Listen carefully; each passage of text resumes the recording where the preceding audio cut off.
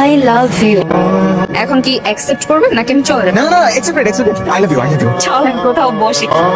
আমি অনেক আগেই বুঝতে পেরেছি আপনি আমাকে পছন্দ করেন। আমাকে তাহলে এখন বিয়ের দিকে এগিয়ে যেতে পারি? না না, এই যে আমার কফি শপটার আরো 30-40টা ব্রাঞ্চ ওপেন করতে চাই আমি। হ্যাঁ করবেন। এতগুলো টাকা তো ব্যাংক আমাকে একবারে লোন দিবে না। আমার বাবা বাংলাদেশ ব্যাংকের এজিএম। তাহলে তো খুব ভালো হয়। মাশাআল্লাহ, তোমার মতো মেয়েকে ছেলের বউ হিসেবে পাওয়া তো একটা ভাগ্যের ব্যাপার। তোমাকে আমি কখনো বলছি শোনা এই মেয়েটা তোমাদের পুরো গোটা নারী সমাজের সবগুলো মহিলাকে পায়ে নিচে ফেলা রাখে, আর সেখানে এই মেয়েটা এবারে বউ হয়ে আসলে তোমার পায়ে নিচে থাকবে।